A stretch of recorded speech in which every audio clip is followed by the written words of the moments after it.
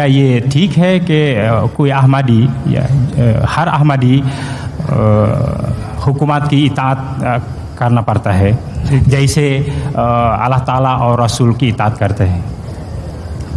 हर अहमदी हुकूमत की इताअत करता है, मगर जब हुकूमत उनके मज़हब में दखल दे तो इस आयत के मुताबिक रुद्दू इल्लल्लाह व रसूलिही, हम अल्लाह और रसूल का हुक्म मानते हैं। हुकूमत का कितना भी दबाव हो, हम हुकूमत का हुक्म नहीं मानते।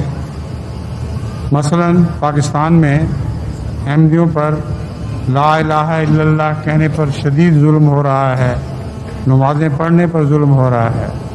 जेल में भी कोई नमाज़ पढ़े तो उसको सख्त सज़ाएँ दी जाती हैं, मगर अहमदी अल्लाह ताला के फ़ज़ल के साथ इस्तिक़ामत के साथ खुदा के दीन पर कायम हैं और दीनी मामलात में हुकूमत के दखल को बिल्कुल रद्द और नज़रअंदाज कर देते हैं।